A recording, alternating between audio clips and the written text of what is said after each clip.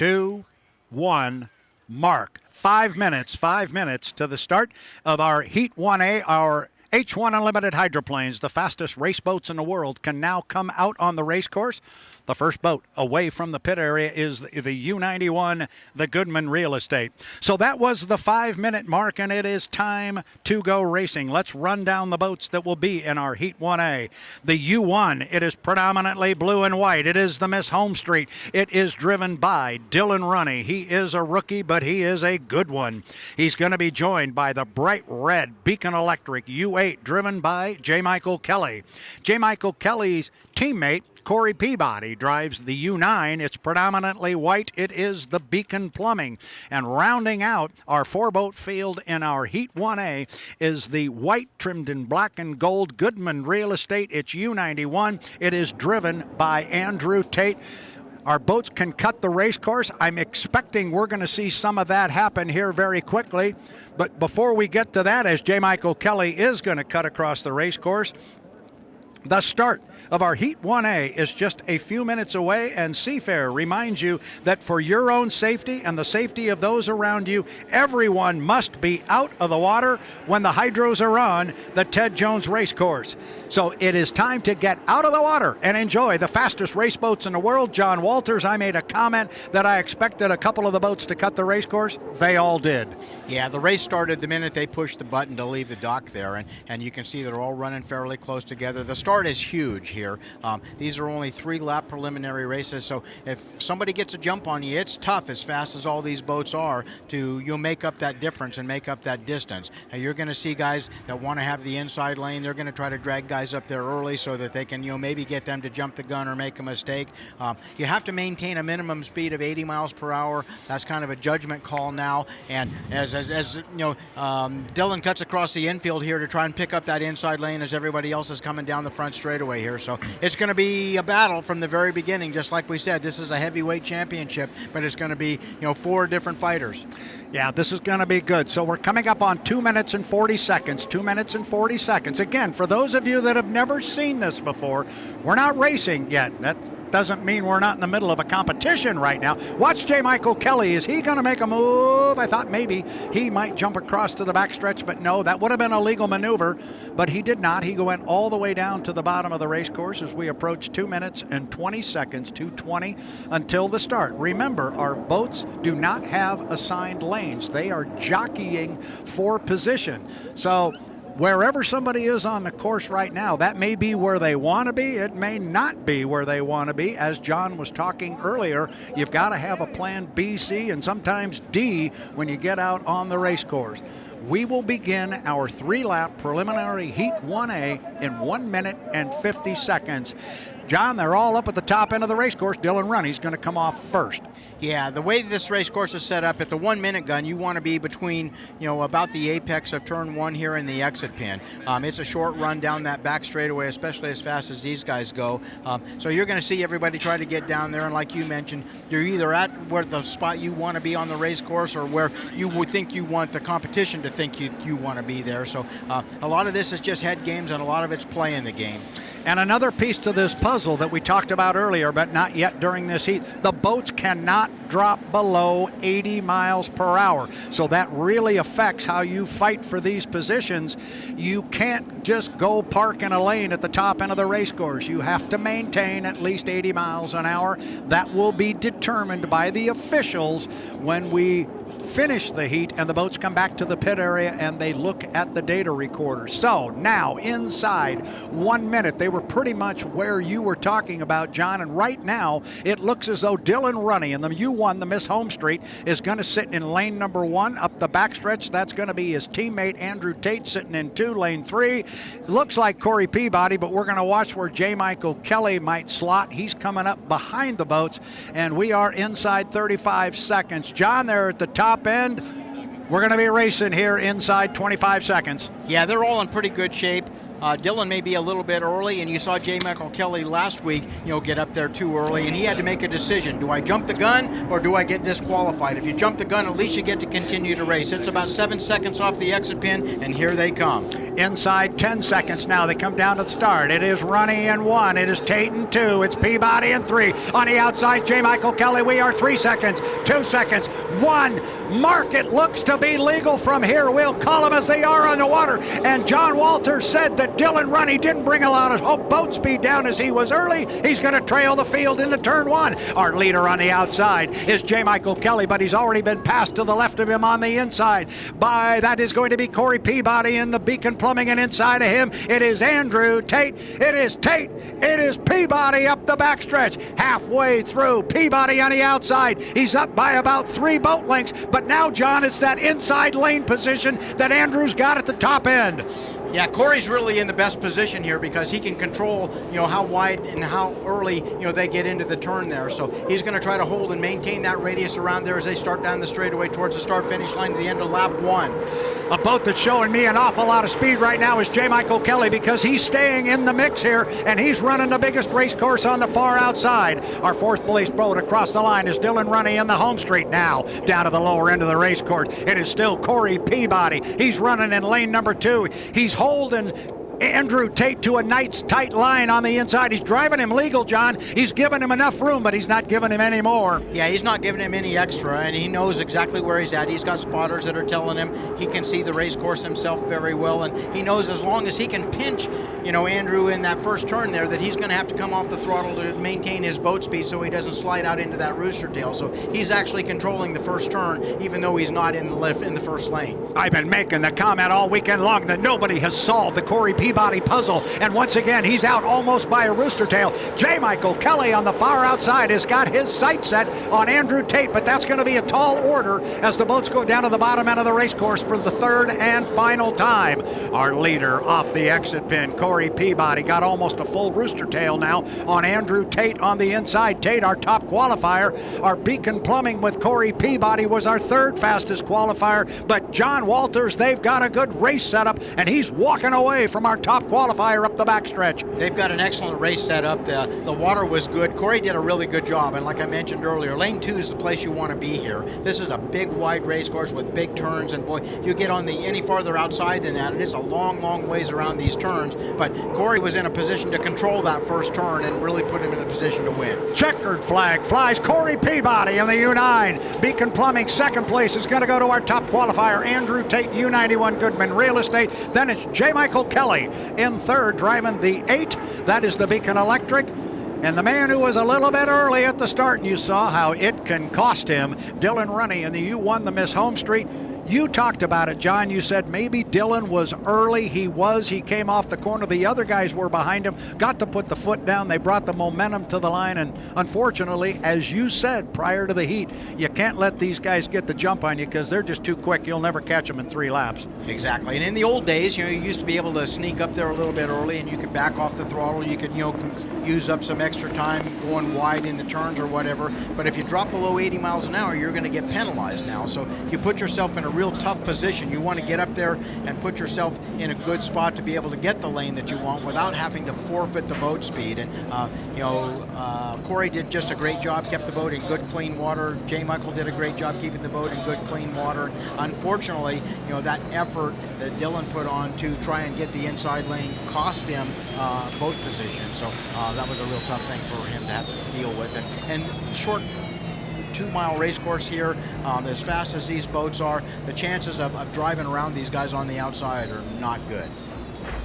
5 minutes. That is the 5-minute mark, and it is time to go racing at the 2023 HomeStreet Bank Cup and APBA Gold Cup. Here's who will be racing once again in our Heat 1B. It'll be boat number 11. It is the Legend Yacht Transport presented by the Old Cannery Furniture Warehouse. It's driven by Jamie Nielsen. It is Chartreuse Royal Blue. It is trimmed in red. It's going to be joined on the race course by the predominantly red, trimmed in black and silver U12. The Graham Trucking rookie Bobby King will be behind the wheel of that one. Bobby will be starting on the front row. He is fully qualified.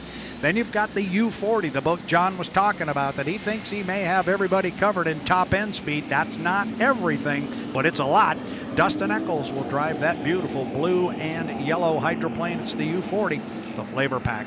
Then we have our qualifying driver, Gunnar O'Farrell, driving the U60, the Beast Unleashed. Presents Miss Thriftway. He's got to start on the outside of the field, and he's got to start 5 seconds behind the clock. So we are just a few minutes, in fact 3 minutes and 45 seconds away from the beginning of our Heat 1B, and Seafair reminds you that for your own safety and the safety of those around you, everyone must be out of the water when the hydros are on the Ted Jones racecourse. It's time to get out of the water and enjoy the world's fastest race boats. John, I was checking that little blurb. I had to read about the safety aspect. I'm looking at the race course. It looks as though maybe one boat cut. Yeah, Dustin Eccles cut in the flavor pack, just past the start-finish line on the back stretch to the front stretch as they came down. Everybody started on that side of the race course, so it was real short to get to the race course, with the exception of Gunnar. He's over here on the lagoon side, so he had to drive all the way around, which works out just fine for him because, as you mentioned, he'll have to start on the outside lane and 5 seconds off the clock. Now, that's important, the off the clock part, because some of these guys, if they have a problem, they could be off the clock themselves, 3 or 4 seconds. He doesn't have to be 5 seconds behind them, but 5 per second after the clock strikes 0. And we just had an interesting maneuver because Dustin Eccles cut the race course again a second time. But as he came out of the infield and re-entered the race course on the front straightaway, it was made very clear last night at the drivers' meeting, if you come from that infield, as we're watching Bobby King do right here on the front straightaway, when you do that, you have no right-of-way. The boats behind you, coming up behind you, have the right-of-way. But it worked out well for Dustin Eccles because he was way in front of Jamie Nielsen, and he made sure to give his boat a squirt, so he got away, so there was no interference with a boat that was already on the race course, that being Jamie Nielsen in the Legend Yacht Transport, presented by the Old Cannery Furniture Warehouse. Up the backstretch with 155 until the start. Dustin Eccles is up there first.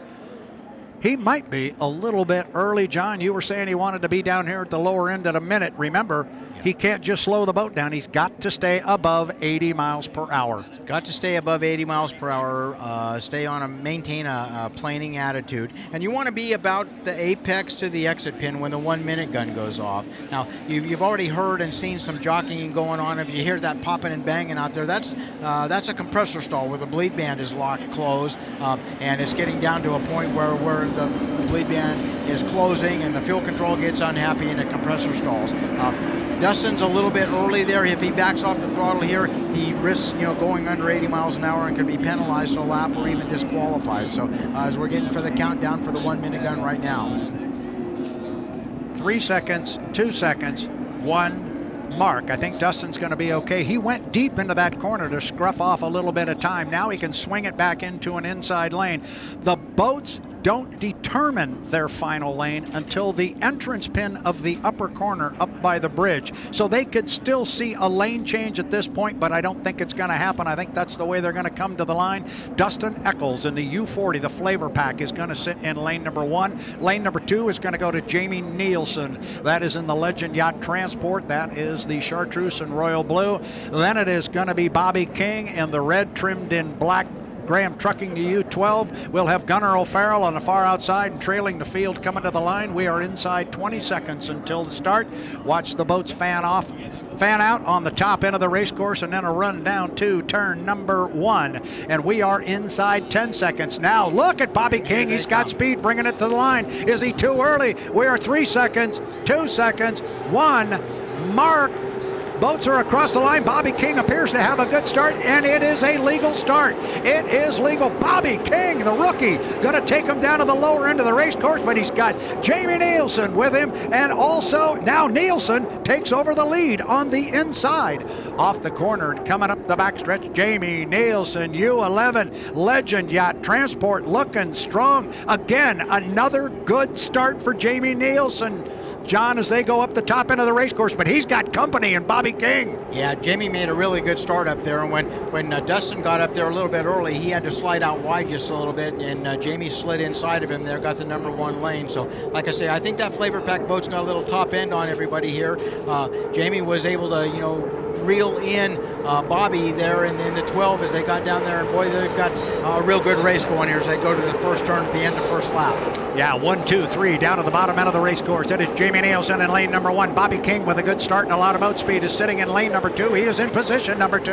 And then keep an eye on Dustin Eccles. You said he had top end on everybody. He might, and he's going to try and use it, and he's got his sights set on Bobby King. The race may be for second place, but I'll tell you what, Jamie Nielsen cannot relax. He's got a right side rear view mirror that is full of the rookie Bobby King. Graham Trucking running very strong up the backstretch. We are in the middle of lap number 2. Still anybody's race up at the top end.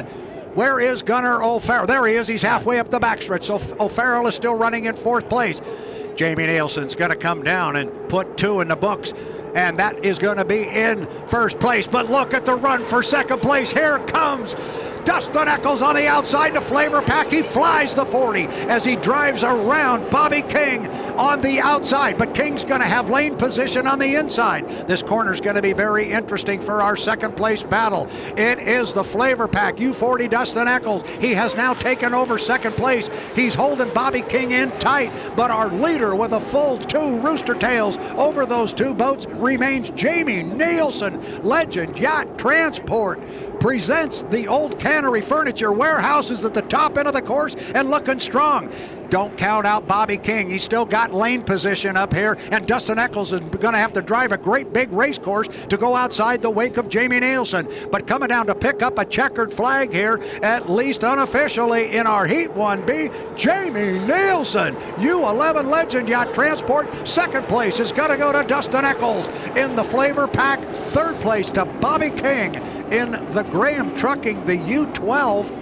And coming off the top end of the race course in the U60, the Beast Unleashed presents Miss Thriftway rookie Gunnar O'Farrell. He will come by and he will score. That was an interesting start sequence because we're getting some really good examples of coming to the line too early, having to pull your foot out, lose a little boat speed, etc. And we can see how it can cost you. But I was impressed with the rookie, Bobby King. He put that 12 across the line first. There were others with more boat speed, that being Jamie Nielsen. And Jamie Nielsen's just been doing that all year long. Jamie's been doing that all year long, you're right. Even last year he was making really good starts and getting the inside lane most places when he put his mind to doing it. He put himself in a position, and kind of the same thing happened in this heat that we saw in the first heat. Somebody made a move, made a commitment to get up there and get that inside lane. In order to do that, they had to get there just a little bit early, and the minute that you have to back off or change lanes to keep from jumping the gun or stay above that 80-mile-per-hour mark, you become very vulnerable. And Dustin ended up getting himself up there just a smidgen early, and Jamie saw that move to the inside, made a great start, and was able to hold everybody else off for a lap. So an excellent heat of racing, and I think the best is yet to come. Everybody wants to win these heats if they can. They're not willing to, they're not going all in yet. They're not risking the bank on it, and we'll end up seeing that they made some changes. They learned a little bit about the race course. I'm not sure what the weather's supposed to do tomorrow, but that'll play a big factor as well.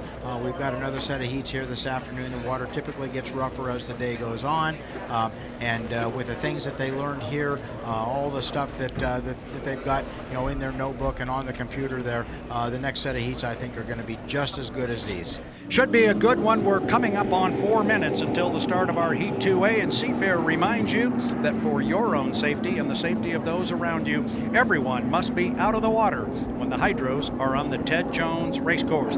So now it's time to get out of the water and enjoy the world's fastest race boats. J. Michael Kelly cuts the course from back to front, a legal maneuver. There's another cut right there. Johnny jumped right back over to the backstretch again. A legal maneuver by J. Michael Kelly. Yeah, I think JMK is looking over there and he sees Jamie coming up on the inside lane, and Jamie's been really good at it, getting that inside lane and making great starts. So I think J. Michael knows he needs to have the inside lane here in order to win, and so he's not going to let Jamie get too far ahead there. I think he's just going to pace him here, and you'll see a real battle there.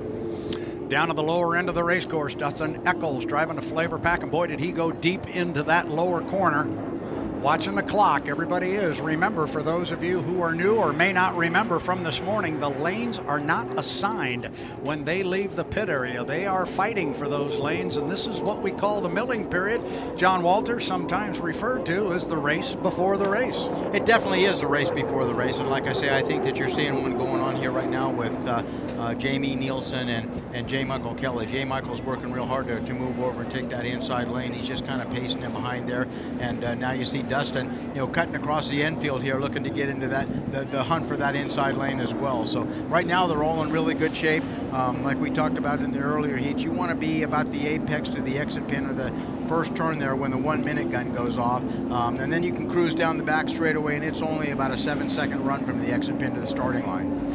And you were talking about J. Michael Kelly and Dustin Eccles maybe trying to find a way inside of Jamie Nielsen. Meanwhile, radio personnel to Jamie Nielsen are saying, don't move, don't, oh, look at this, look at Andrew Tate. He's going to jump over to the backstretch. Now, Andrew does not have a right-of-way here. He's got to be careful, and J. Michael Kelly went right through the rooster tail of Andrew Tate, and I'm telling you right now, the officials are going to take a look at that one. The boat that is on the straightaway has the right-of-way. J. Michael Kelly had the right-of-way there, and it is going to be a question about Andrew Tate. A boat entering the course from the infield does not have the right-of-way. I'm sure the officials are going to take a look at that. We'll call them the way they are on the water. And at the top end of the race course, it is Jamie Nielsen. He is right now in lane number 1. Kelly is in 2.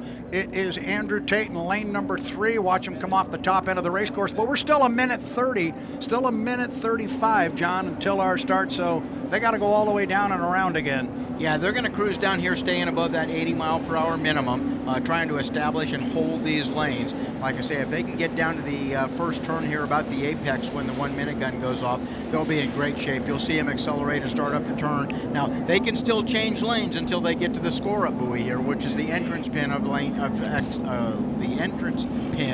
the second turn. Up at the top end of the race course by the floating bridge. So you've called it about 1 minute. They want to be down at the apex of the lower corner. That's where they are right now with 2-1 mark, 1 minute. And it is Jamie Nielsen sitting in lane number 1. He is in the Legend Yacht Transport. Then it is J. Michael Kelly in the Beacon Electric. That's the red boat in lane 2.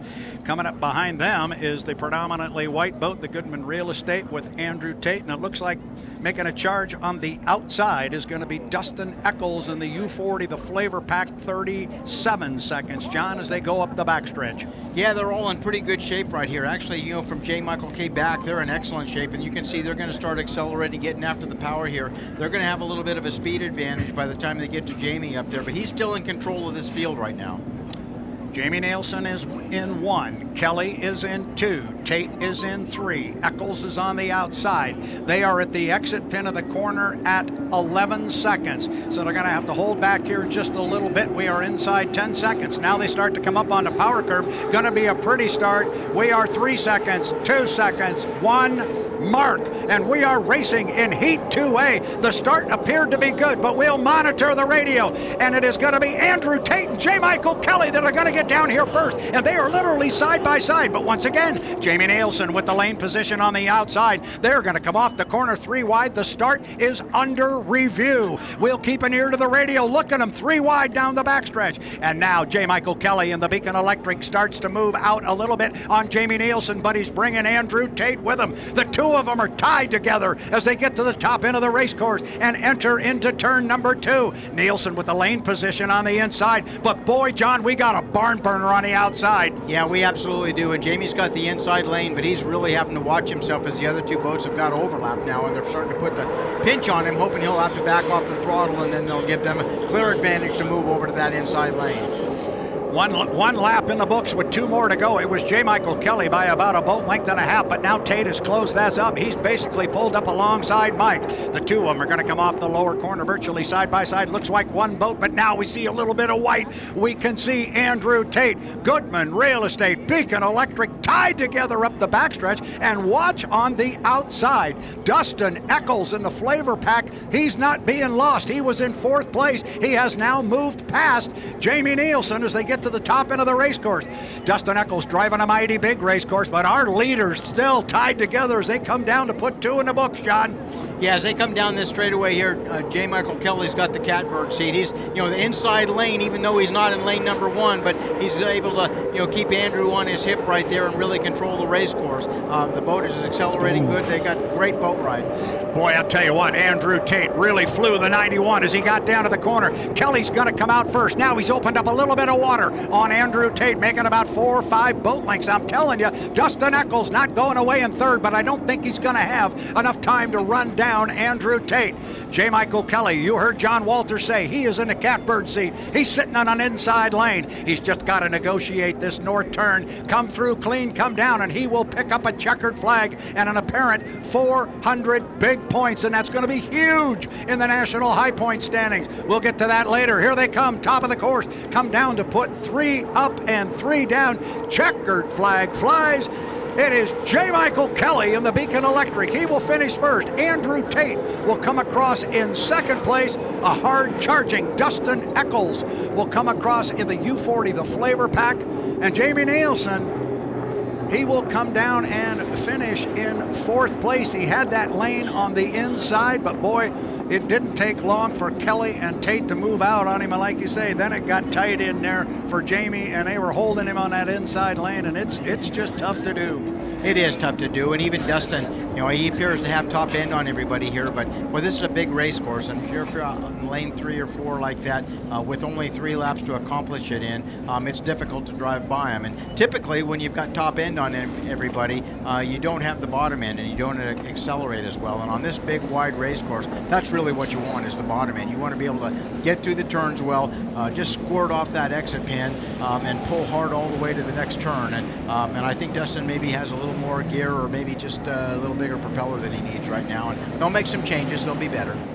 Boats, remember, have to sit at the dock, and a driver actually has to have a crew member with a hand on the boat at the 5-minute mark before they can take off. But just like that, John Walters, they are coming away from the dock, and that means we're inside the 5-minute mark to our Heat 2B, presented by Beacon Plumbing. Once again, let's run down who is going to come out on the water. And the first boat out is powder blue and white. It is the U1. It is the Miss HomeStreet. It is driven by rookie Dylan Runney. The boat you're looking at on the screen, for those of you on the live stream, the U9, the Beacon Plumbing with Corey Peabody. Nobody has solved the Corey Peabody puzzle yet. He's driving the white U9, Beacon Plumbing, Corey Peabody. The predominantly red Graham Trucking U12, driven by the rookie Bobby King. He is away and up on the race course. And joining him on the race course, I see he has pulled away from the Stan Sayers Memorial Pit area, the U60. The Beast, Unleashed, presents the Miss Thriftway with Gunnar O'Farrell. The start of Heat 2B is 3 minutes and 50 seconds away, and Seafair reminds you that for your own safety and the safety of those around you, everyone must be out of the water when the hydroplanes are on the Ted Jones race course. So now it is time to get out of the water and enjoy the world's fastest race boats. John, I've been reading that script to make sure everybody's safe. What am I missing on the water? Well, I think you're going to see Dylan make a real effort here to, get an inside lane and make a great start. He only finished 4th in that first heat there, so he's needing points. And, he dropped a few points to, the other boats there. And we're into the second round of heats here. Only a couple more chances to gather enough heats to get into the final. So I think he's going to make a real concerted effort here to get an inside lane, make a good start, and hopefully win first or second place here. Of course, there's 3 other boats out there that have different plans, and they don't think that they want him in that final heat. So they're going to work real hard to push him around and keep him outside there. So the rookie here in the 12. With Bobby King, he's got some learning to do. He's still learning the boat. He's still learning the race course. He's still learning these other drivers. And then Corey. Corey's got a pretty good handle on things right now. And like you say, he's kind of the main piece in this puzzle right now, and nobody's really figured that out. But I think they're going to pay real close attention to him, and hopefully, in their minds, they're thinking that they're going to be able to contain him and control him, not let him run away from him. 2 minutes and 20 seconds, 2:20 until the start of our Heat 2B, presented by Beacon Plumbing. Gunnar O'Farrell comes off the lower end of the race course. Behind him is Corey Peabody, and just entering the lower turn is the Miss HomeStreet, Dylan Runney. The boats are spread out on the backstretch right now for our Heat 2B, presented by Beacon Plumbing. Looking at the clock, 2 minutes. 2 minutes till the start of Heat 2B, presented by Beacon Plumbing. Top end of the race course, Bobby King. He surprised me, John, in that last heat because he moved to an inside lane, not the inside lane, but he went ahead and said, I'm going to come in here and mix it up with you guys. And he had a nice start. He had a good run in that first heat. He did have a nice start, and like I say, he's no stranger to fast boats and having to race hard. So he's going to come down here a little bit early right now. Looks like he's going to cut across maybe, and or at least he's slowing way down, trying to get an inside lane down here and be in that first turn with a minute left on the clock. Yeah, well, what it looks like to me, if he can hold it off and he can keep his speed above 80 miles an hour and get down there, he's going to have an inside lane. He may have the inside lane. I think he's sitting tight to the buoy row right now. A minute 10, 1:10 until the start, and it is. Bobby King is sitting in lane number 1. Oh, this could be a lot of fun. This could be a good heat. We are at 2 seconds, 1 second mark, 1 minute to our Heat 2B, presented to Seafair by Beacon Plumbing. And now, off the bottom end of the race course, Bobby King in the U12, the Graham Trucking, predominantly black, trimmed in red. He is on an inside lane. Next to him in lane number 2 is the U9, the Beacon Plumbing. That's Corey Peabody. He was a winner in his first heat. Then it is going to be Dylan Runny in the powder blue and white Miss HomeStreet. He's going to be in lane number 3. Look for Gunnar O'Farrell in the Beast Unleashed to drop back on the outside. He's way on the outside right now. He will drop back. He has to start 5 seconds behind the clock. I like where they are, John Walters. They were 20 seconds at the entrance pin to the corner.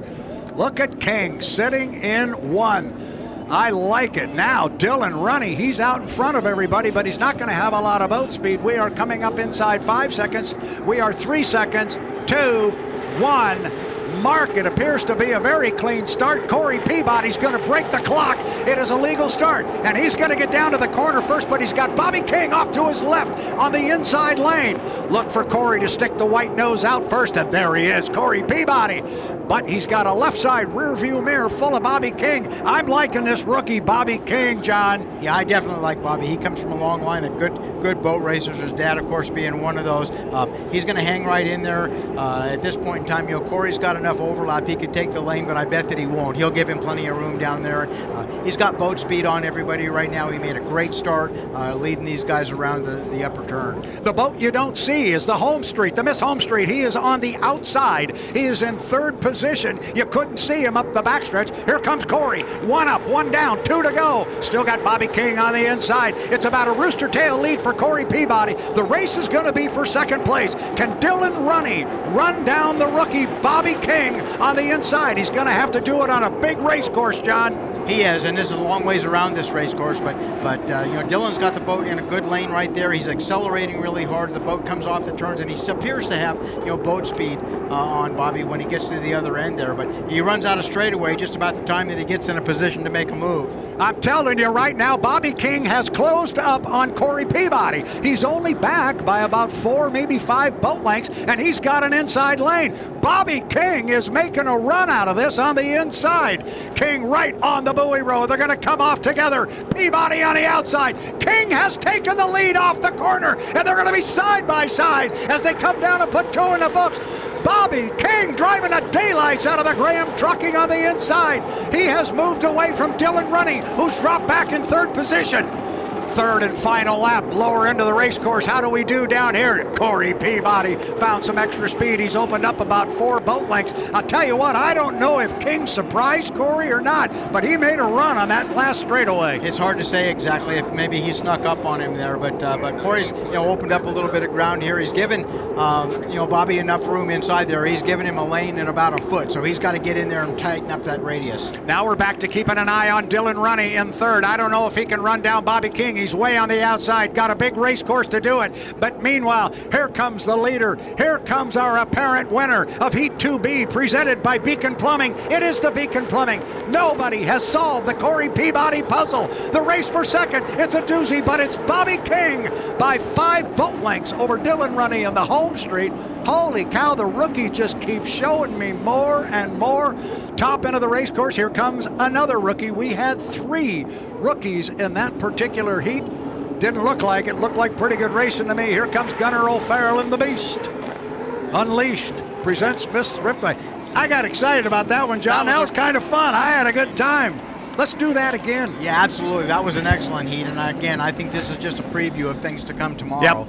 It's going to be an outstanding boat race. And, we've already seen some of that. Really good drivers, really good equipment. The water conditions have held up all day today.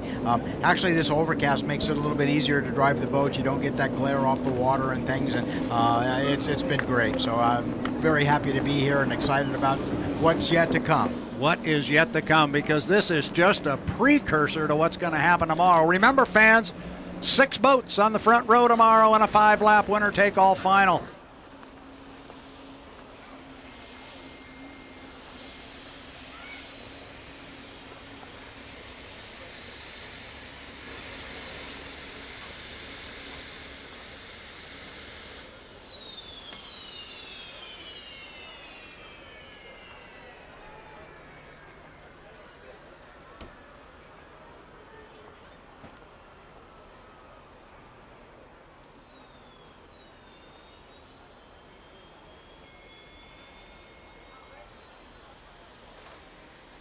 So we are ready to go boat racing here on Race Day Sunday at the HomeStreet Bank Cup and APBA Gold Cup at Seafair. Here's who will be racing in our Heat 3A, sponsored by HomeStreet Bank one more time. It is Bright Red. It is driven by J. Michael Kelly. It is the U8 Beacon Electric. Then the U11, the Legend Yacht Transport, presented by the Old Cannery Furniture Warehouse. The boat comes away from the dock. It is chartreuse. It is royal blue. It is trimmed in red.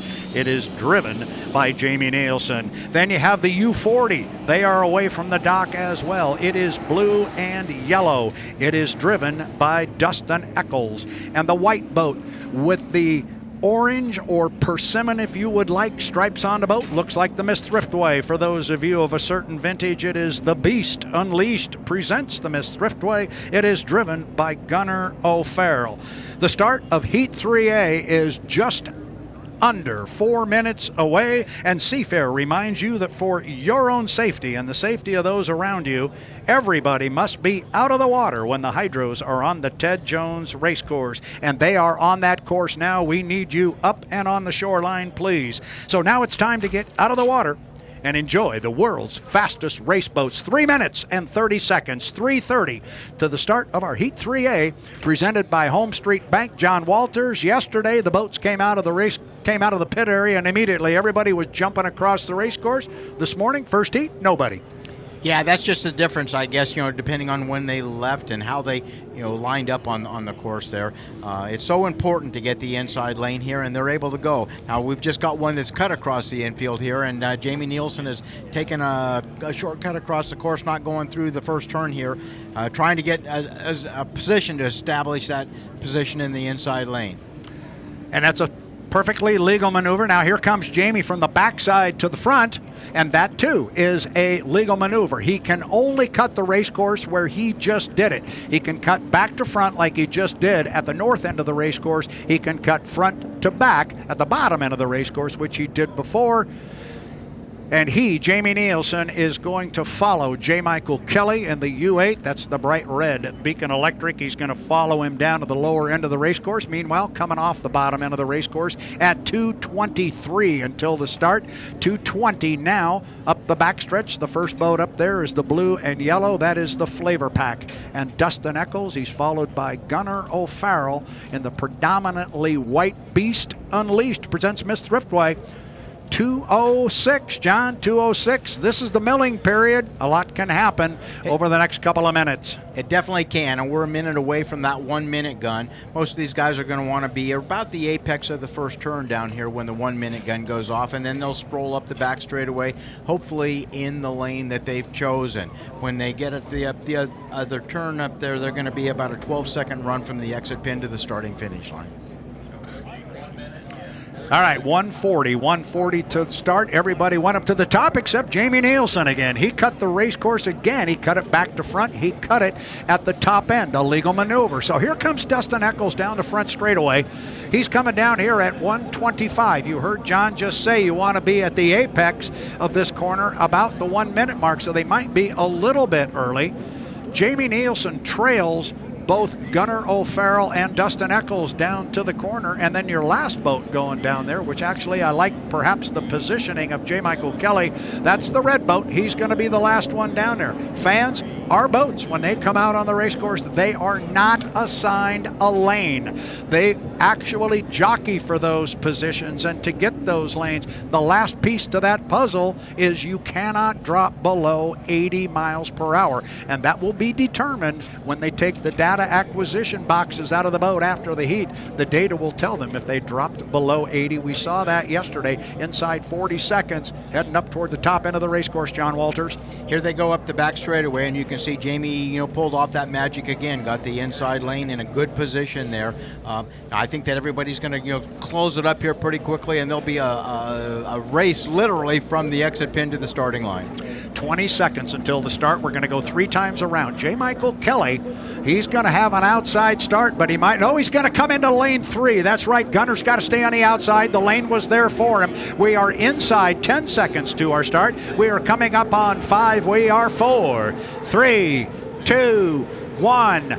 Mark, and man, that one's going to be close, but I think it was good. It was the flavor pack and Dustin Eccles who broke the clock. I think he's going to get down to the turn first, but he and Kelly are tied together. The start is under review. Who's going to come out first? It is Dustin Eccles in the flavor pack, but he has got J. Michael Kelly with him on the outside. He's got Jamie Nielsen on the inside. It is a legal start. It's a legal start, so everybody is good. Up the backstretch, you got 4 H1 Unlimited hydroplanes, closely bunched, but look at Dustin Eccles. John Walters, he's really moving. He definitely is, and Dustin put himself in a great position there to use that top end. He laid back just a little bit, hit the starting line with top end on everybody, got to the first turn first, and put himself in a position to control that first turn. And here he comes down to put one in the book. You couldn't see him up the backstretch, but J. Michael Kelly driving the Beacon Electric. It's bright red. It's on the outside, and he's only back by about 3, maybe 4 boat lengths. We are on lap number 2 of 3. The race is out front. It is Dustin Eccles in the flavor pack being chased by J. Michael Kelly in the Beacon Electric. Do not forget about Jamie Nielsen. Nielsen in the Legend Yacht Transport is in 3rd place. He's on an inside lane. Now Dustin Eccles got Kelly back by about 5 boat lengths. There's that straightaway speed, John. You talked about it.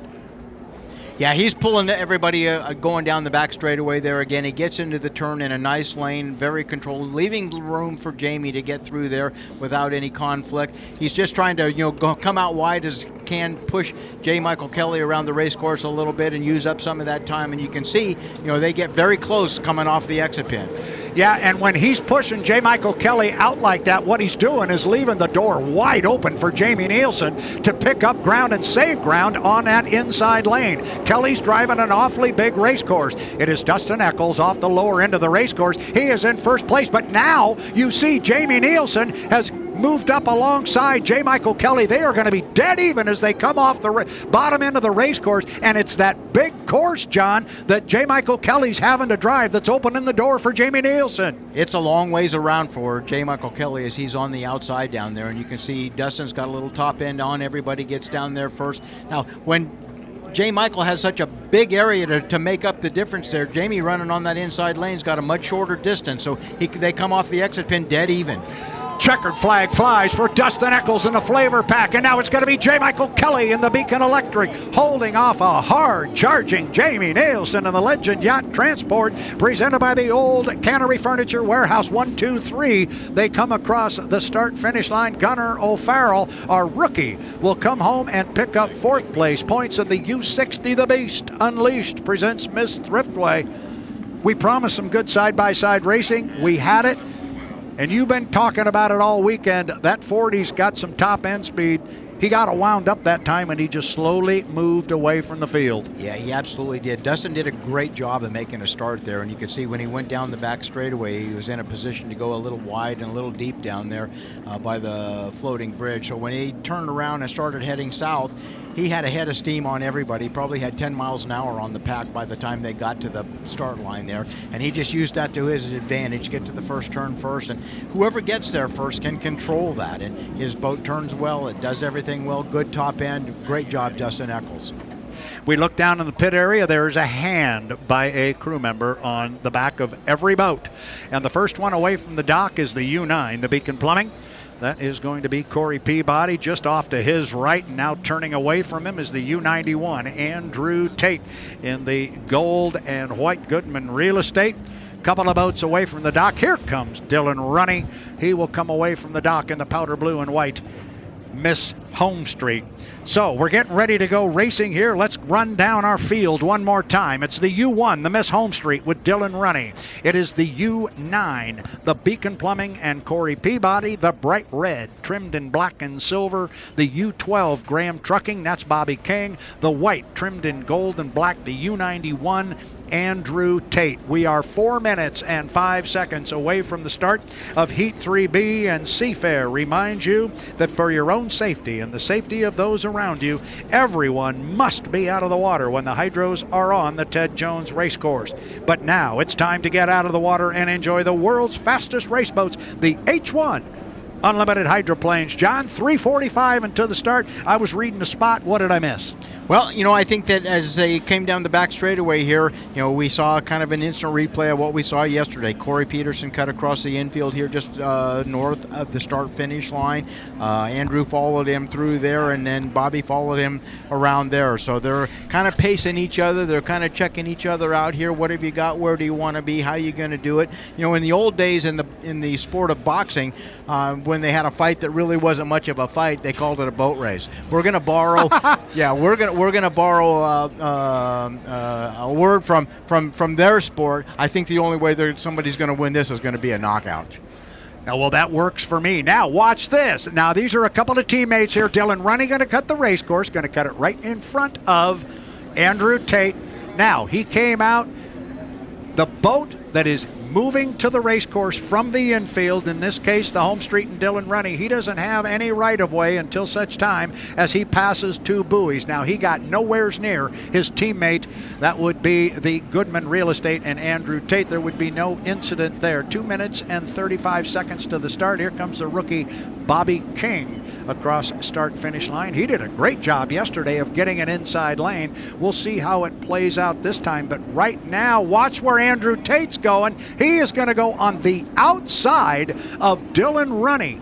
Very, very interesting. He jumped to the outside of the powder blue and white boat. It looks now like maybe he has found his way back inside, John, but that we were watching on the monitor here from the drone. That was an interesting maneuver by Andrew. It was an interesting maneuver by Andrew, and yesterday Andrew came from the infield to the backside there and got real close with JMK, and they had a little discussion about that last night. This morning, you can see that as they get ready to come up the back straightaway here, Dylan needs to win this heat. He's not got the points that he'd really like to have at this point in time, so he's going to lead everybody around there and try to take charge of this thing, make a good start here, and lead everybody to the first turn. Yeah, and I said it looked like Andrew Tate had maybe come back to the inside. He has not. Dylan Runny right now coming down the front straightaway. He is sitting in lane number 1.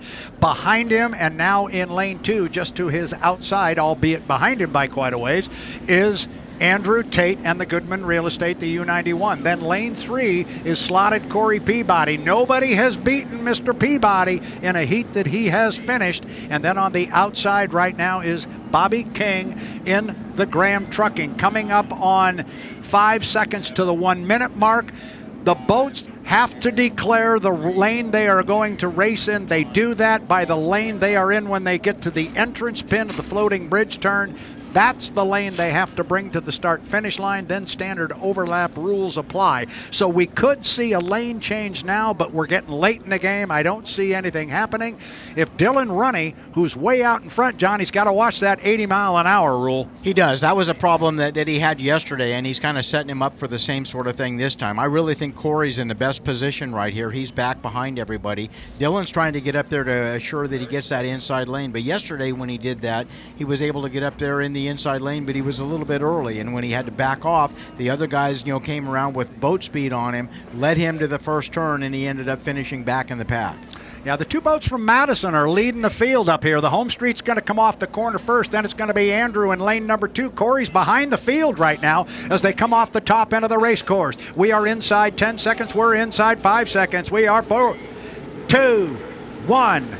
Mark, and we are racing, and Corey Peabody is back at the start. It is the two Madison boats. It is the Goodman Real Estate on the outside, Dylan Runny on the inside, and the HomeStreet that are out in front and by a large margin. Coming off the corner, it is a legal start. Everybody is legal. Dylan Runny and the HomeStreet's got the lead over teammate Andrew Tate and the Goodman Real Estate. Keep an eye on that white boat in third place. It is Corey Peabody. Nobody has beaten him this year. But right now he trails the two boats from Madison, Indiana. John Walters, can he make up that much ground?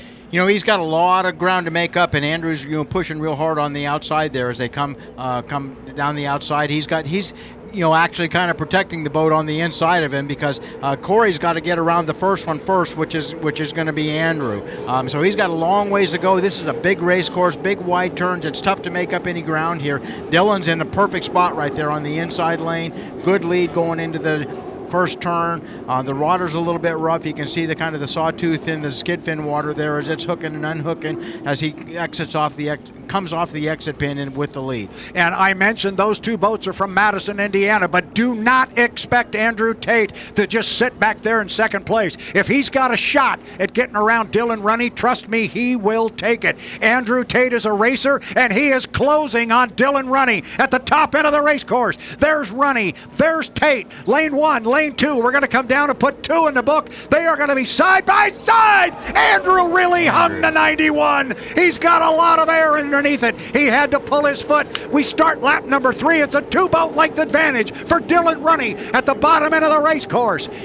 Now this corner could really help decide our Heat 3B here. It is Runny on the inside. It is Tate on the outside. Andrew's going to try and get around him. He's only back by a half a boat length. They are dead even out of the corner. John, it doesn't get any better than that. It absolutely doesn't. They're dead even. Andrew's got a little boat speed on him here on the top end. He's pulled out about a boat length on him. He's going to control the second turn now as he gets in there. He's going to try to hold Dylan as tight to the buoy line as he can, get him to pull his foot a little bit, bleed off some boat speed, and hopefully that he can out accelerate him coming off the turn here and get to the finish line first.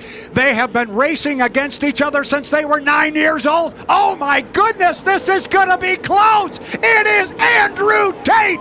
Andrew Tate. Oh my goodness, it's a good thing they painted that boat last week. I think he got him by a coat of paint.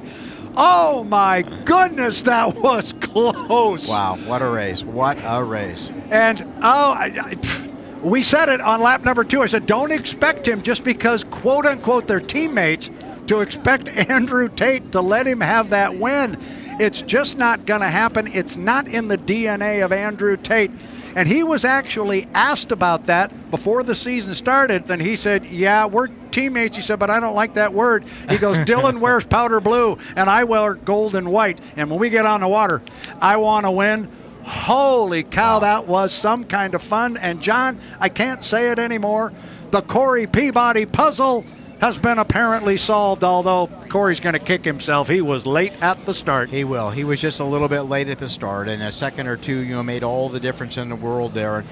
You'd have to take a look at the lap speeds to see, how fast he was or how slow he was compared to the two boats that finished ahead of him. But he learned something there. The guys on the beach learned something there, and he'll come out and he'll be right back, in the chase.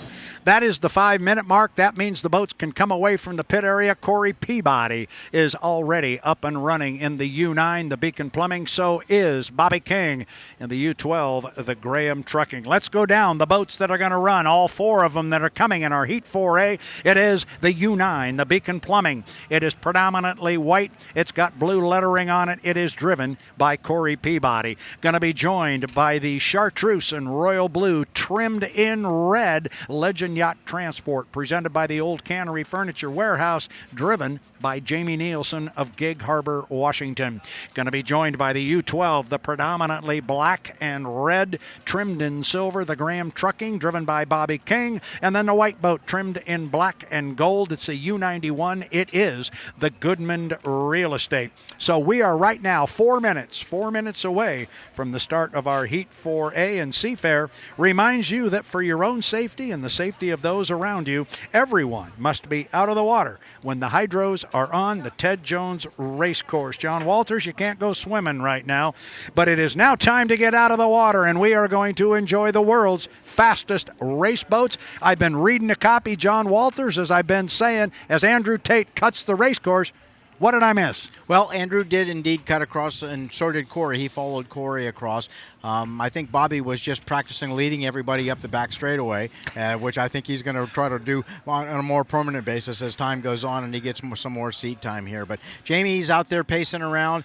He's looking for his opportunity to get the inside lane here. He knows he needs the inside lane in order to run with the boys that he's drawn in this heat. Drawn, is that a word? No, it's not. But you can use it anytime you want. Right. I knew right where you were. All right. Well, there are no such thing as an easy draw anymore, and these boats are all very competitive. They're all prepared extremely well, and just a great group of guys driving them right now. So Jamie's out there running above 80 miles an hour, trying to pick that inside lane, trying to figure out a way to keep it, as Andrew comes up along the outside, trying to figure out a way to take it away from him. So we've got boats cutting across the infield here as Corey's following everybody into the first turn. Watch Corey. Bobby's going to come up from the backside here and hope that he can catch somebody by surprise. I thought maybe Corey might jump, but he did not. So they're 1, 2, 3, 4 through the lower corner. Jamie Nielsen's going to come off the exit pin right now. We are at 225 to the start. Then it's Andrew Tate coming up behind him, and interestingly, inside of Andrew Tate is Corey Peabody. Watch those two up the backstretch. And now Corey's going to give it a squirt and come up right alongside Andrew and say, oh, by the way, I am here. Yep. So you can't move over, and right now I am in front of you. This is some of the cat and mouse and the gamesmanship that gets played during the milling period as these guys jockey for position, reminding our fans that are watching on the shoreline and online on the H1 Unlimited YouTube channel, lanes are not assigned when you come out of the pit area. That's what this milling period is all about. Now, 145 until the start. John, you've been talking about the fact you want to be down here at this lower corner at the apex at about the 1 minute mark. They've got 34 seconds Correct. To make that happen. Yeah, Jamie's in good shape here right now. He's just, on a plane above 80 miles per hour, going to cruise right down there. Corey's in good shape too. He's a little bit farther behind him. I think that, these two guys that are following up here, they're watching their watches as well. They've got, spotters that are talking to them. They've got people up there looking at the GPS. They've got a lot of help to be where they need to be at the right place, the right time on this race course. So I like to be right about the apex of the turn when the 1 minute gun goes off. That gives me some options. And they are just about there. 2 seconds, 1 mark. White flag on the race course. That means we are inside 1 minute. Now, coming off the bottom end of the race course, Jamie Nielsen in the U11 Legend Yacht Transport's going to sit in lane number 1. Corey Peabody behind him. He is going to be in 2. Then it's going to be Andrew Tate and the Goodman Real Estate in 3. On the outside, going to be Bobby King in the U12, the Graham Trucking. Inside 40 seconds. 40 seconds to the start. John, take him up to the top end of the race course. Well, I like lane 2 right here. That gives you the most options in and out, and Andrew's already proven he can drive around guys on the outside. As they start to accelerate up to the floating bridge there, Corey's in good shape, and he's going a little slower because he's got a shorter distance to go. Jamie's still holding down that inside lane as they come around, and Bobby King coming up hard on the outside. So they come off this turn here. They're going to want to be about 12 seconds from the starting line, and they get off to the power right now, and the guys on the radio are telling them, go, go, go, it's green.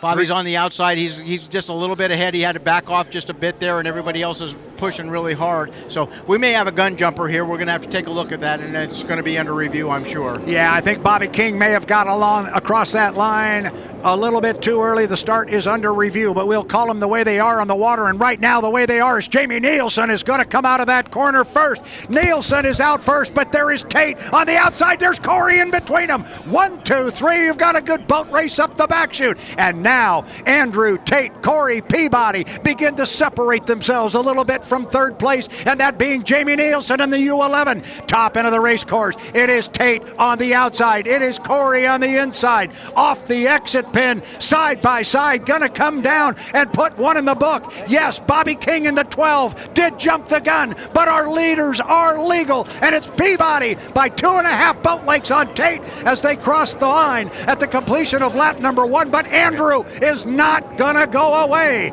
Down to the lower end of the race course on the second of 3 3 times around. What do we got coming off the corner? Corey Peabody, but Andrew right there with him. Ooh, this is as good as it gets. Here we go again, John Walters, and Andrew Tate is really showing me something on the outside as he's hanging with Corey, John. Yeah, he absolutely is, and actually Andrew's in control right here. He's got, just a little bit of a lead. When he gets down there, he's going to be able to determine the lane that that Corey's able to run in, because he won't let him drift outside. Now Corey's got a great lane and he's inside there and he's moving out from the buoy line a little bit to give himself some room, but these guys are after each other and they're going hard side by side. Coming down to put 2 in the book with 1 to go, and if you could pick a leader, you're better than I am. Down to the low, and Whoa. Tate is really flying the boat. Picked up the right side sponson, but he got it back down in the water before they got to the turn. That's what he's got to do. Corey on the inside. Where is Andrew? Where is he? He's right there with him. He's back about a boat length and a half. See if Andrew Tate can make one last run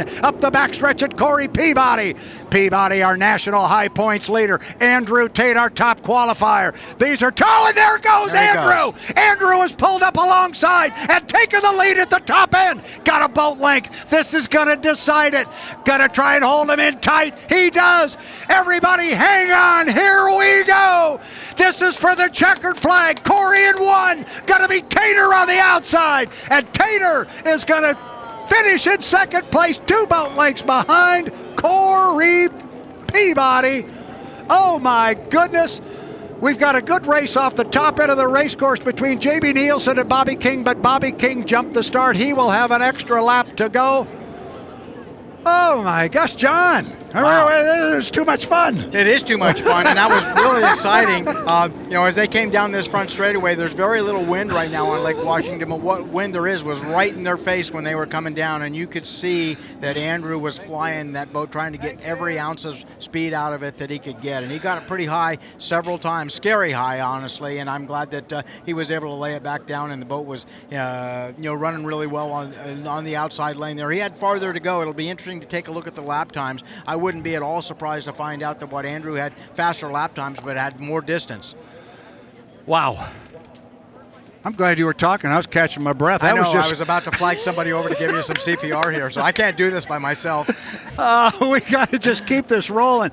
Ladies and gentlemen, if you are new to unlimited hydroplane racing and that didn't get your blood pumping, maybe there's another event going on this weekend that you need to go to, because that's as good as it gets. That absolutely is as good as it gets in H1 Unlimited Racing. I promise the fans good, close, side-by-side, deck-to-deck racing. They're making you and I look really, really smart, John. They are, and the other thing that they're doing is they're making this look easy, and I want to tell you from the driver's point of view, from a crew chief's point of view, it absolutely is not easy. What you saw out there is incredible.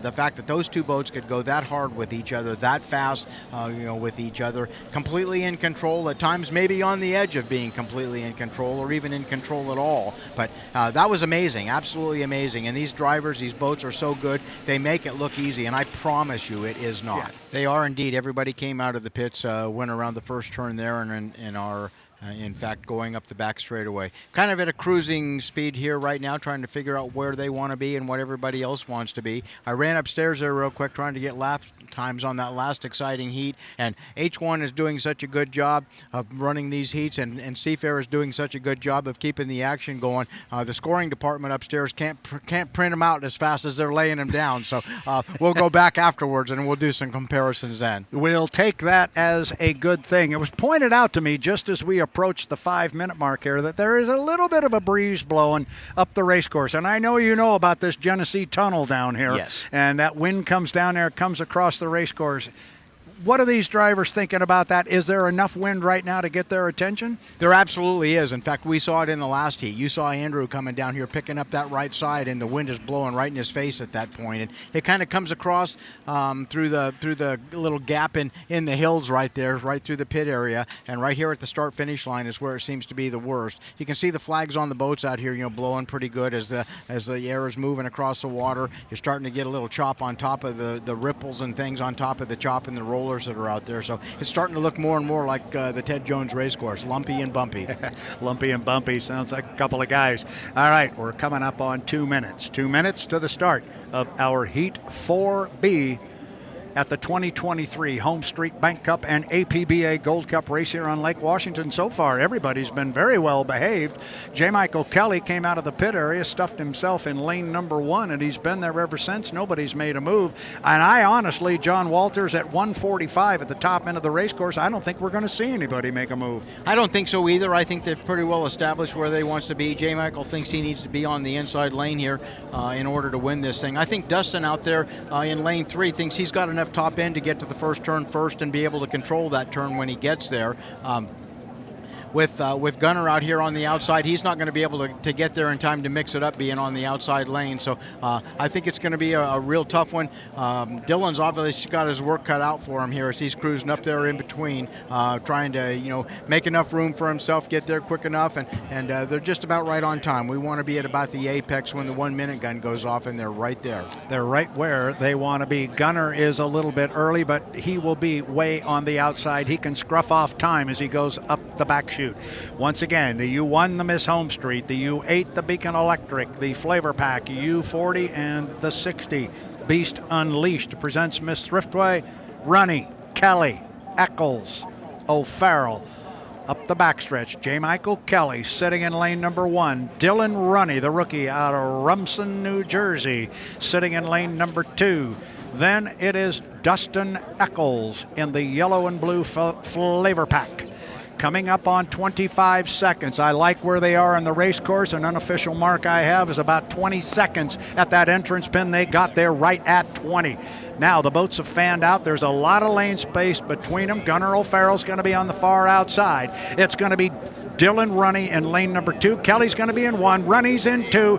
Going to be Dustin Eccles on lane 3. The outside, 3 seconds, 2 seconds, 1. Mark, it appears to be clean from here. And John Walters, you wanted to get Dustin Eccles down to the lower corner first. I think he got down there first. It is a legal start. Can he get the boat around the corner? J. Michael Kelly on the inside's got the lead coming off the pin, but he has got company with him. Runny's with him, and so is Dustin Eccles. We've got 3 boats sharing the same rooster tail, John. Yeah, they look really good, and it's hard to tell one from the other right now. Thank goodness for those drones up there. We can actually see what's going on. But J. Michael's leading everybody down the back straightaway. He's running downwind right now, and by the time you get to the apex, you're going to see these guys getting on the foot pedals, trying to calm them down. Dustin's coming up hard on the outside, and when they come down the straightaway, they're going to have a pretty good breeze right in their face. These guys are going to be driving these boats with their feet, and their feet are on those wings. Boy, oh boy! Dustin Eccles hung the 40 for a long time. You mentioned the wind, John. Sorry to trample you, but I know you weren't looking at him, and he was just hanging it there on the front chute.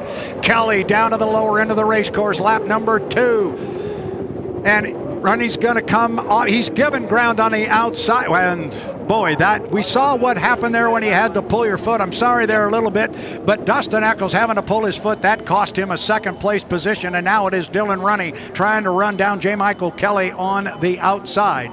Yeah, it absolutely does. And Justin is trying to make up ground here on that top end, and unfortunately he can't use the top end right now, especially coming down this straightaway with this wind in his face. And like I mentioned earlier there, when they got themselves in trouble, these guys are going to be driving the boats down this front straightaway with the front wing, and their feet are doing that. So they're hanging on to the steering wheel, and Dustin's coming off hard about halfway down, just about to the start-finish line here. He's got so much ground to make up, I don't think there's a chance that he can catch up with the boys. Now it's interesting now to see if Dylan Runny can make up ground on J. Michael Kelly. Kelly's going to come off the turn with the lead. He's got about 5-6 boat lengths. I'm not sure Dylan Runny can run him down. I know J. Michael Kelly's looking in that right side rear view mirror. He's got radio guys in his ears telling him right where Dylan Runny is, and it is almost a full rooster tail for JMK, but Runny doesn't want to go away, and he's willing to take a shot at J. Michael Kelly on this, the third of 3 times around the race course. Kelly took a hop up there at the top end of the race course, but he's able to settle it down, come off the pin clean. The checkered flag flies. J. Michael Kelly, driving a Beacon Electric, is going to come down and pick up an apparent 400 first place points. Good run for Dylan Runny in the U1, the Miss HomeStreet. He will come across in second place, looking for Dustin Eccles. Here he comes. He will come down and pick up third place points in the Flavor Pack, the U40. And then it will be Gunnar O'Farrell coming by in fourth place, driving the U60. The Beast Unleashed presents Miss Thriftway. John, we had a conversation in the last heat I was asking you about Andrew Tate when he hung the 91 for quite some time, and the fact that he was able to feather it and bring it back down without giving up a whole lot of momentum and having to pull his foot too far out of it. We saw something different there. First of all, Dustin held it up there for a whole lot longer, but he did have to come off the throttle, and when he got it back down, it cost him his position on the race course. The others were gone. It absolutely does. That can be a showstopper when you end up having to come out of the throttle like that. It may be a half a second, maybe even a whole second, but in that second, that boat out ahead of you is picking up big ground. I mean, these boats are moving 300 feet per second at the kind of speeds that they're running here. So you come off the throttle for just a little bit. That turbine takes a little while to get spooled back up and get rolling again, and you lose some time. You lose a lot of ground. And in this short distances that you have to make it up here, with this 2-mile race course, short straightaways, big wide turns, there just isn't enough time left. Let's take a look at our national high point standings, and it is very, very close. Corey Peabody sits atop the list right now with 4,975 points. Right behind him, make that 91 points behind him, is teammate J. Michael Kelly with 4,884 points. Bottom line here on the National High Points Championship, John, if Corey wins this final heat, he claims the Gold Cup and the National High Points Championship. If J. Michael Kelly wins this final heat, he claims the Gold Cup and the National High Points Trophy. And then there's all kinds of scenarios that go on after that, but it's between those two for our National High Points Championship.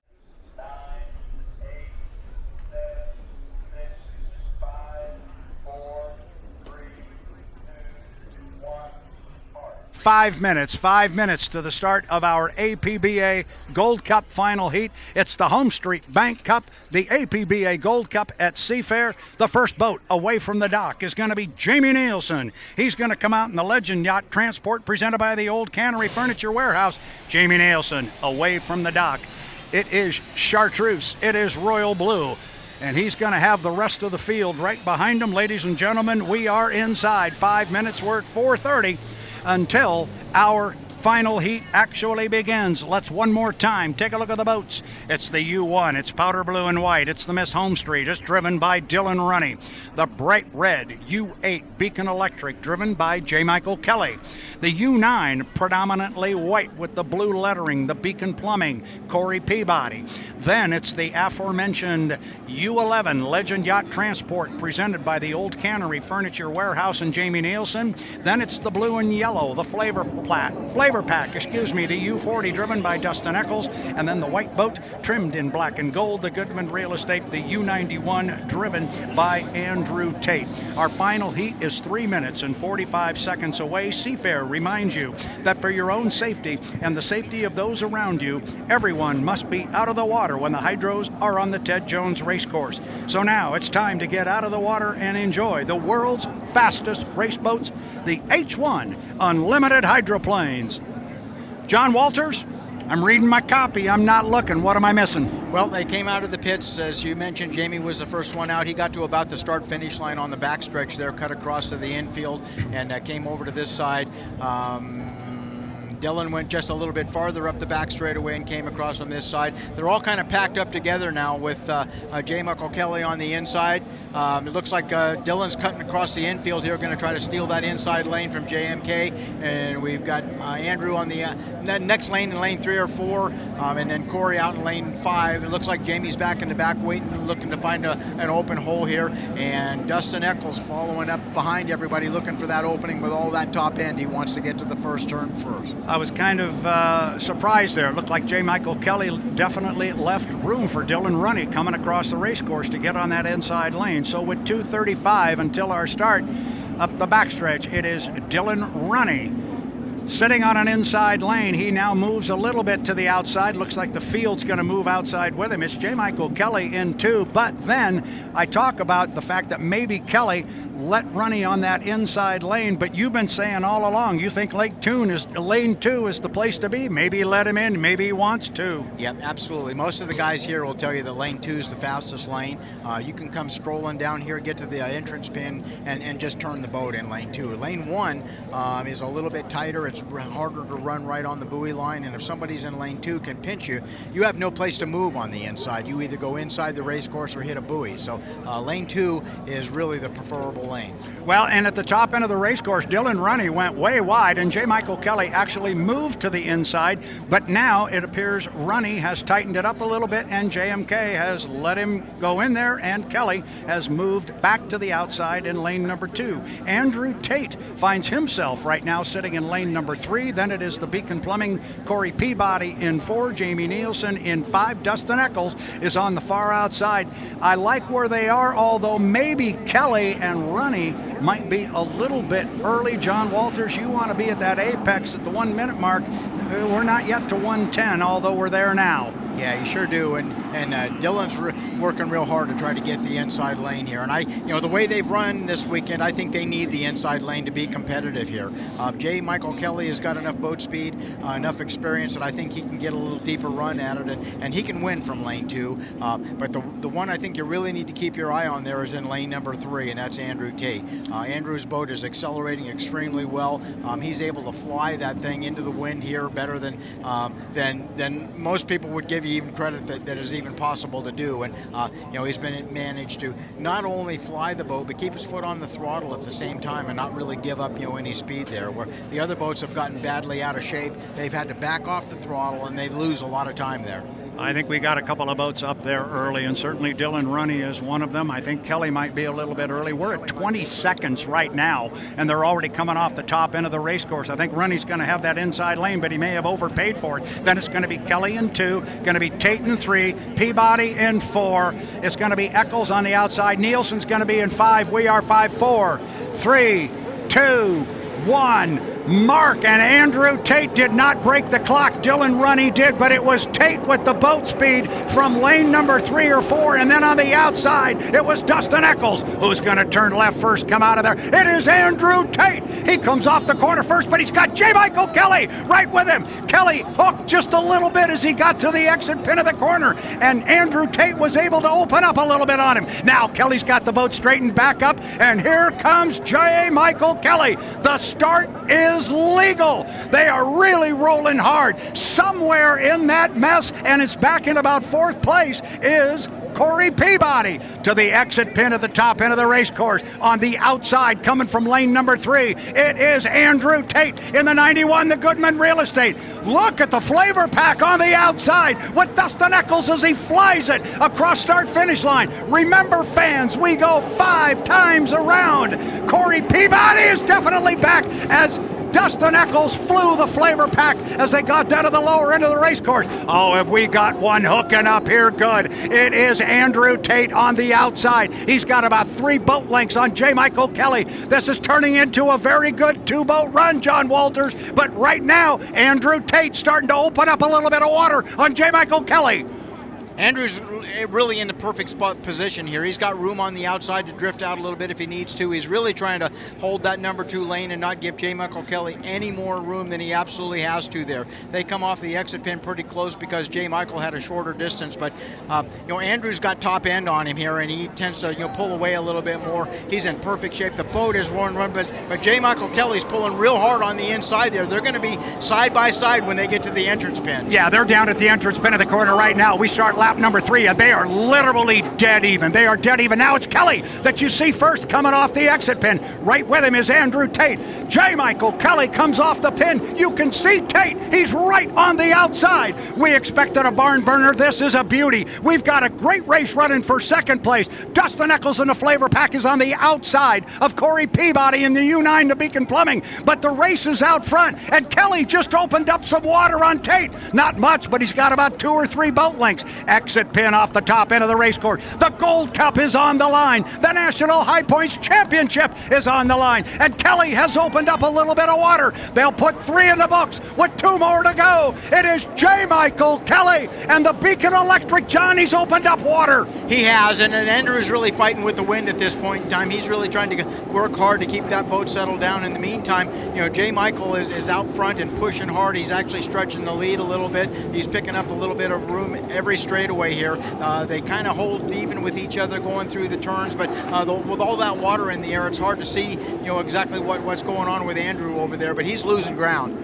He is losing a little bit of ground now to the top end of the race course. The race for third place has kind of been settled. It is now Corey Peabody in third position, but our race is at the top end of the race course. J. Michael Kelly will come down and complete lap number 4. He'll get a white flag with 1 to go, and he is opening water still on Andrew Tate. He's got more than a rooster tail. J. Michael Kelly, this could be the race of his career. He's won a Gold Cup before. He has never won the Drivers' National High Points Championship. Take that back. He's never won the team and the drivers at the same time. He would get them both right here if he can hold on for 3/4 of a lap. Up the backstretch, J. Michael Kelly off the turn, got a full rooster tail on Andrew Tate. Third place goes to teammate Corey Peabody driving a Beacon Plumbing, and then it is back to the Flavor Pack, and then Dylan running in the HomeStreet. Top end of the race course, John Walters, I'm going to bring him through the top end and bring him down. The checkered flag is hanging. J. Michael Kelly, this could be the biggest day of his career. He is off the turn. He can see the finish line. He picks up the front end, flies it a little bit. This is all his if he can finish it. Checkered flag, your Gold Cup winner, J. Michael Kelly in the Beacon Electric. Second place to Andrew Tate in the Goodman Real Estate, the U91. Then it is Corey Peabody. You hear the fans clapping here behind us on the tower. I think that is a popular win. J. Michael Kelly, holy cow, fourth place is going to go to Dustin Eccles in the U40, the Flavor Pack. Here comes Dylan Runny. He will come down in the U1, the Miss HomeStreet. Oh my goodness, 1, 2, 3, 4, 5 started, or 6 started, 5 have finished. Here comes Jamie Nielsen in the U11, the Legend Yacht Transport, presented by the Old Cannery Furniture Warehouse. My, oh my. John Walters, that was fun. Can we do this again? Yeah, that was an amazing race, and I think you just saw J. Michael have the better boat ride. As the water got rougher, the wind came up. He was just able to run it at any lane that he wanted to. The boat was completely under control. It was really fast, and when they got in the rough stuff, J. Michael Kelly was able to just open up a little bit of ground, and once he got out in front, he just never looked back. John, we've always said, or I have always said as an announcer, you can have all of the power in the world, but if you don't have a good boat ride and can't use it, it just doesn't do you any good. And to your point, J. Michael Kelly, I think, had a better boat ride than Andrew Tate did. That doesn't mean Andrew was going to make it easy. Man, he hung right with him there. That was good deck-to-deck boat racing for the oldest active motorsports trophy in the world. The National High Points Championship was on the line.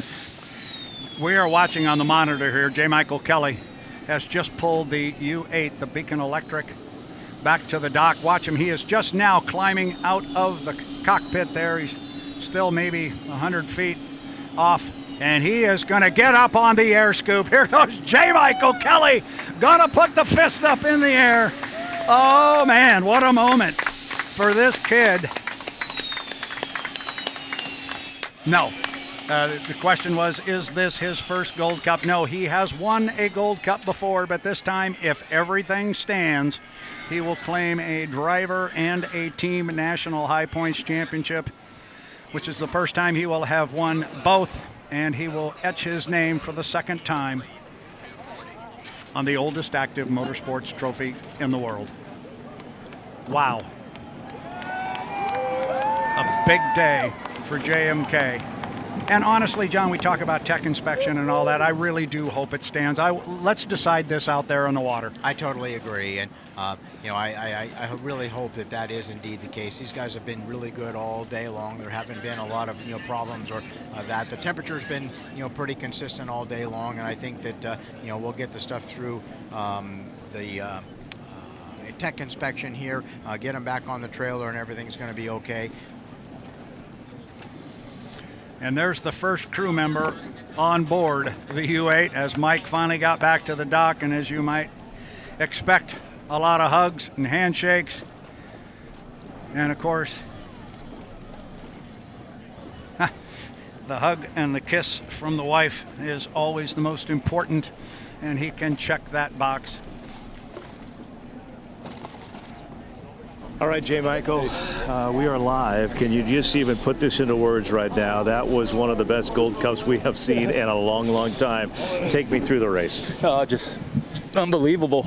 It's what you grow up wanting to accomplish, and I'm one of the lucky few that get this opportunity. To win the Gold Cup, we got to get through data and all that stuff, but just to run a race like that, for the Gold Cup in your hometown in front of all your family and friends and our sponsors, Beacon Electric, Beacon Plumbing.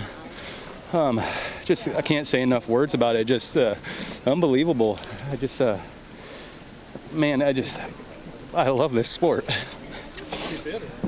About an hour ago, you talked to me about the competition out here and just how every heat you had to battle. You had to be at your best, and we saw that in the finals today. Yeah, I really felt like the only chance I was going to have was to get inside of some of those faster boats, and it worked out. It's stressful out there. We can't drop below 80 miles an hour while we're milling and trying to hit your marks, and you got boats all over the place, and just that speed that I had with the Beacon Electric boat in that final it was crazy. Andrew in the Goodman boat's been really fast, and I just felt like I blew by him coming down the straightaway, and I